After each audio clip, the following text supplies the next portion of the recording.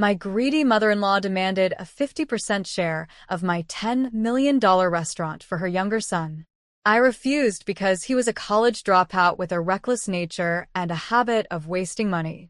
Enraged, they conspired to burn down my restaurant. However, when they returned home, a shocking surprise awaited them, something they never anticipated. My name is Sophia Anderson, and I built my dream with my own hands. My restaurant, Sophia's Delight, wasn't just a business.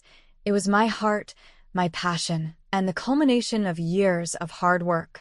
Located in the bustling heart of Chicago, it stood as a beacon of comfort food, laughter, and celebration. I loved every moment of running it, early mornings, late nights, and everything in between. But life has a way of testing you, doesn't it? Success can bring out the best in some people and the worst in others. Looking back, I should have seen the signs, the cracks in the foundation of my relationships. But I didn't. I was 30 years old, married to Michael Anderson, a kind and steady man, or so I thought. Michael was an IT consultant, a calm and logical person who initially supported my dreams. For a while, everything seemed perfect. But perfection is just a mask, isn't it? Beneath the surface, there were things I didn't want to see. And then there was Margaret Anderson, my mother-in-law. She was 60, sharp-tongued, and carried an air of authority wherever she went. Margaret was old-fashioned, the kind of woman who believed a wife's job was to serve her husband and family. She resented my independence and success. I often caught her sneering when people complimented me on my restaurant, as if my achievements were a personal affront to her. Margaret's other son, Ryan, was her pride and joy, or maybe her biggest project. He was 28, a college dropout who always seemed to be chasing one failed venture after another. He was charming in a reckless sort of way, but had a knack for finding trouble. Margaret adored him, always making excuses for his shortcomings. I knew she wanted him to have more, but I never imagined how far she would go to make it happen. When Sophia's Delight began thriving, Margaret's attitude shifted from quiet disdain to outright hostility. It started with little remarks. "You spend more time in that restaurant than with your husband," she'd say with a pointed look. "Do you even cook at home anymore?" I brushed it off at first. Michael told me not to let it bother me. "That's just how she is," he'd say. And maybe he was right.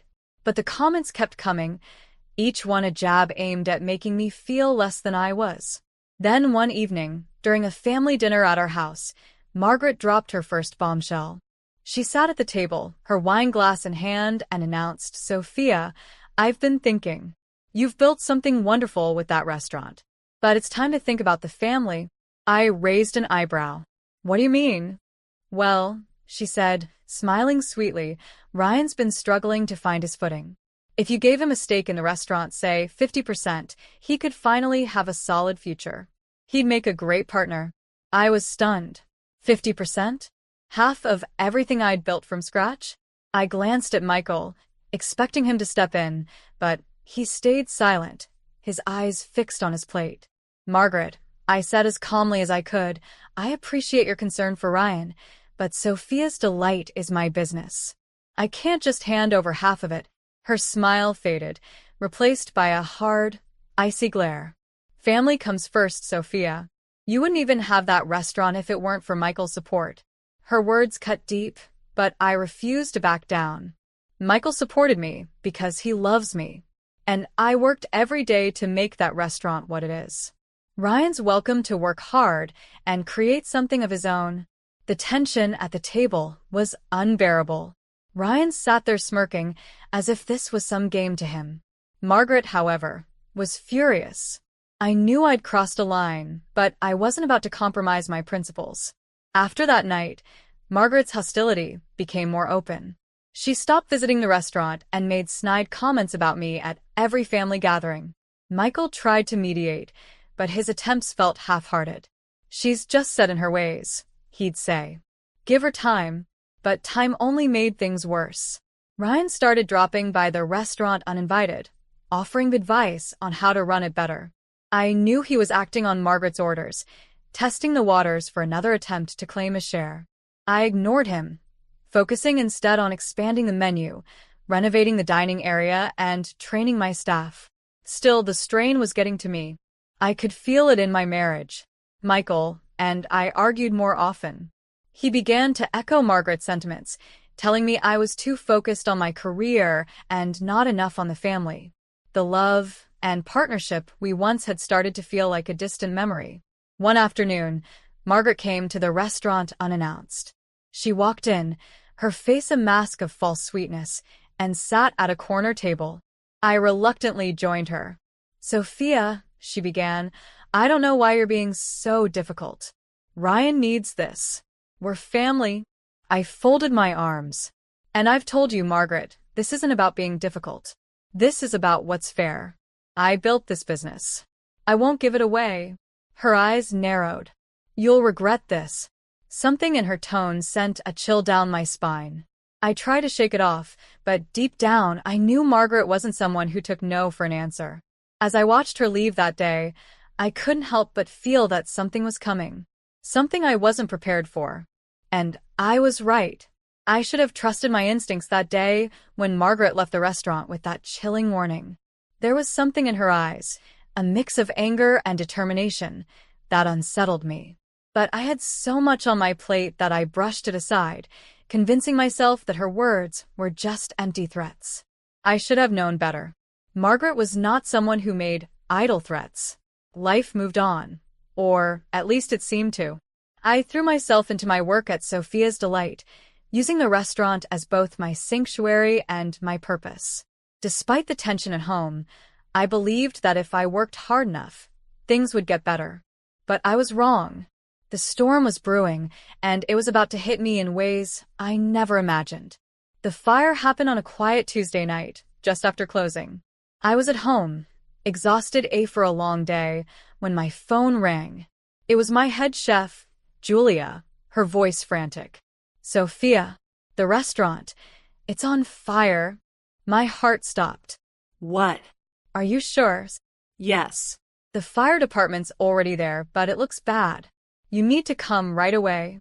I don't even remember how I got there. The drive was a blur, my hands trembling as I gripped the steering wheel. When I arrived, I was met with chaos, fire trucks, flashing lights, and smoke billowing into the night sky. My restaurant, my dream, was engulfed in flames. I stood there, frozen, as firefighters worked tirelessly to control the blaze.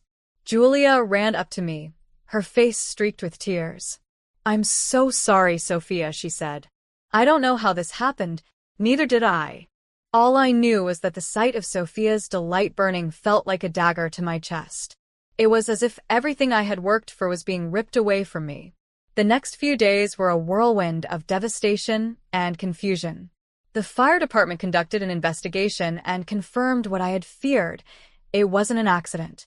The fire had been deliberately set. Arson. The word alone made my stomach turn. Who would do such a thing? Why would anyone want to destroy something so precious to me? My mind raced with possibilities, but nothing made sense until I remembered Margaret's parting words. "You'll regret this." I didn't want to believe it, but a small, persistent voice in the back of my mind whispered that she was capable of it. Still, I needed proof. I couldn't let suspicion turn into accusation without evidence.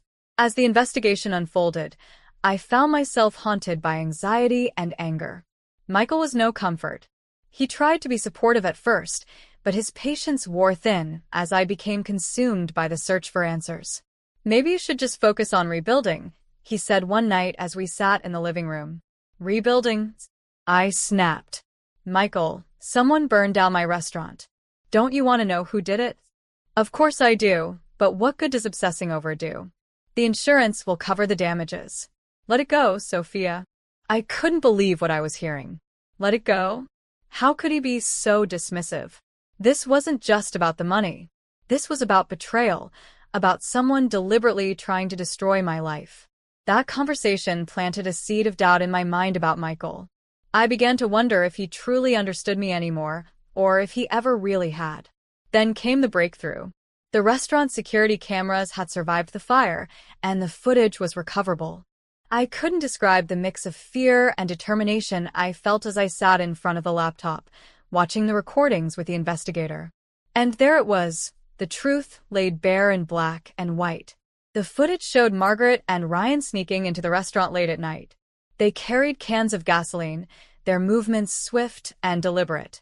Margaret, with her usual composure, directed Ryan as he poured the fuel around the dining area. Then, with a flick of a lighter, they set my dreams ablaze. I felt sick. My hands shook as I watched the flames roar to life on the screen. My own mother-in-law, my brother-in-law, they had done this to me. Armed with the evidence, I went to the police. Margaret and Ryan were arrested shortly after, their faces plastered across local news stations. The community was shocked. How could a mother and son stoop so low? But what hurt me the most was Michael's reaction. He wasn't angry at his mother or brother. Instead, he was angry at me. "This is what happens when you push people away," he said, his voice cold. "You've been so focused on that restaurant that you've forgotten about the family. If you had just listened to her." I couldn't let him finish. "Are you serious, Michael? You're blaming me for this? They burned down my restaurant. Your mother and brother committed a crime, and you're saying it's my fault." "I'm saying it didn't have to come to this," he shot back. "You could have handled things differently." I couldn't believe what I was hearing. The man I thought I could rely on, the man I loved, was defending them. It felt like another betrayal, one I wasn't prepared for. That night, I lay awake, replaying everything in my mind. The fire, the betrayal, Michael's words, it was all too much. I realized then that something had shifted between us, something I couldn't ignore. This wasn't just about Margaret or Ryan. This was about Michael too. He wasn't the man I thought he was, and I couldn't keep pretending otherwise. The fire had destroyed more than my restaurant. It had destroyed the foundation of my marriage. And deep down, I knew what I had to do. I never thought I'd reach a point where I'd question my entire marriage. Michael had been my rock, my partner, and the one person I thought I could lean on when the world turned against me. But the fire changed everything. It didn't just destroy Sophia's delight.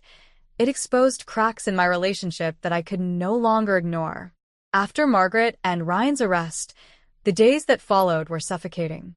I couldn't escape the whispers of betrayal or the judgmental stares from people in our community.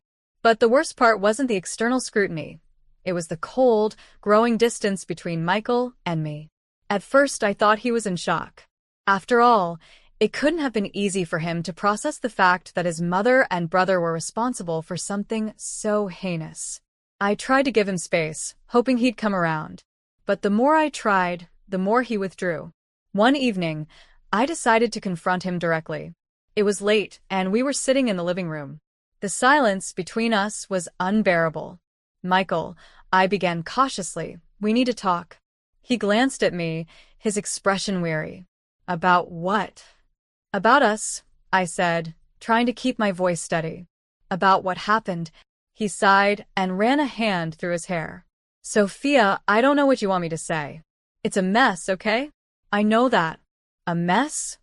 I repeated, incredulous. "Your mother and brother burned down my restaurant, Michael. They destroyed everything I worked for. And instead of being angry at them, you're blaming me?" "I'm not blaming you," he said, though his tone suggested otherwise. "I just think this whole thing could have been avoided. If you'd been more flexible, maybe they wouldn't have felt pushed to do something so drastic." The words hit me like a slap. I couldn't believe what I was hearing. Flexible? You think I should have just handed over half of my restaurant? The restaurant I built from nothing? To Ryan, of all people. "Their family, Sophia," he said, his voice rising. "Maybe it wasn't fair, but sometimes you have to make sacrifices for the people you care about."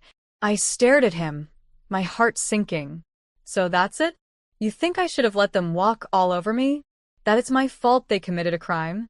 "I didn't say it's your fault," he said, though his tone lacked conviction.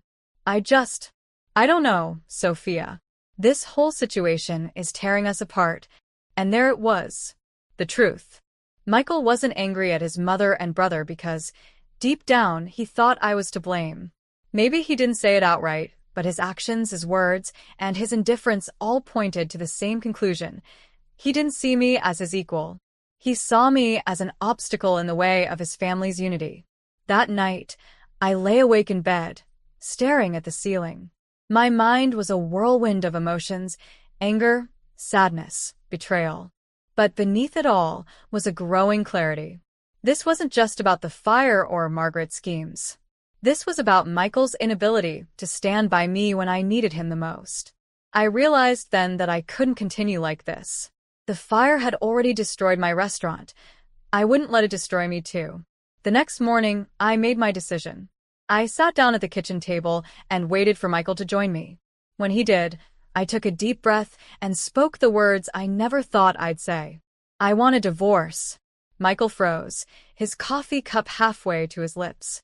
What? He said, his voice laced with disbelief. I can't do this anymore, I said, my voice trembling but firm. I can't be with someone who doesn't respect me or support me. You chose your family over me, Michael. And I can't live with that. He set the cup down, his face a mixture of shock and anger. You're seriously doing this? After everything we've been through? Yes, I said, meeting his gaze. Because I deserve better. I deserve someone who believes in me, who stands by me when things get tough. And that's not you. The days that followed were some of the hardest of my life. Filing for divorce felt like closing the door on a chapter one wasn't ready to let go of, but I knew it was the right thing to do. Michael begged me to reconsider at first, but his pleas were half-hearted, as if even he knew this was inevitable. Through it all, I clung to one thought. I had survived the fire, and I would survive this too. Margaret and Ryan had tried to destroy me, but they had failed. I wasn't about to let their actions define me or my future. I started making plans to rebuild Sophia's Delight. The insurance payout would cover some of the costs, but I knew it would take more than money to bring my dream back to life. It would take resilience, determination, and an unshakable belief in myself. And for the first time in weeks, I felt like I was ready for the challenge. The fire might have taken my restaurant, and Michael's betrayal might have taken my trust, but neither could take my spirit. I was stronger than that. I was stronger than them. The days after my divorce felt like walking through rubble. Everything I thought I'd built, my marriage, my place in Michael's family, and even the walls of Sophia's Delight, had been reduced to ashes. But if there's one thing I've learned, it's this. You can rebuild. You have to. It wasn't easy. The insurance payout gave me a start, but the real challenge was finding the strength to begin again. Standing in the charred remains of my restaurant, I felt both grief and determination. The memories of what had been lost hurt, but they also reminded me of what I was capable of creating. I started small. The first step was clearing the debris, brick by brick, a symbolic gesture that felt like therapy. The old space wasn't salvageable, so I decided to relocate. A charming corner property became the new home of Sophia's Delight. It was a risk, but I had no choice but to take it. I was blessed to have people who believed in me. My head chef, Julia, was one of them. You're stronger than this, Sophia, she told me. And I'll be here every step of the way. Her words fueled me. Slowly, I rebuilt my team and worked tirelessly to bring my vision to life. I threw myself into every detail, choosing new furniture, redesigning the menu, and rebranding the restaurant. This wasn't just about reopening, it was about proving to myself that I could rise above everything that had been done to me. Meanwhile, news of Margaret and Ryan's arrest spread quickly. Their trial became a public spectacle, and I attended every court date, not for vengeance, but for closure. Watching them face the consequences of their actions was both painful and validating. Margaret, once so smug and self-assured, looked like a shadow of herself. Ryan, too, avoided my gaze, his charm replaced by shame. The court's ruling was swift. Both were convicted of arson and sentenced to prison. As the verdict was read, I felt a strange mix of emotions: relief, sadness, and even a twinge of pity. But most of all, I felt free. The reopening of Sophia's Delight was nothing short of magical. The new space felt fresh, vibrant, and alive. On opening night, the dining room was packed with loyal customers and new faces alike. The support from the community was overwhelming. Many people had followed my story and admired my resilience. I realized then that I hadn't just rebuilt a restaurant. I'd rebuilt myself. Michael didn't show up that night, and I didn't expect him to. We hadn't spoken since the divorce was finalized. I heard he'd moved out of Chicago, unable to face the fallout of his family's actions. A part of me wished him well, but another part knew I was better off without him. As I stood in the middle of the bustling dining room, watching happy customers enjoy the fruits of my labor, I felt an overwhelming sense of peace. Yes, I had been betrayed by Margaret, Ryan, and even Michael in his own way. But their betrayal didn't define me. My resilience did. This is my story, one of fire and ashes, of heartbreak and healing, and of strength and triumph. And if there's one thing I've learned, it's that no matter how much the world tries to break you, you can always rise again. Stronger, wiser, and unstoppable.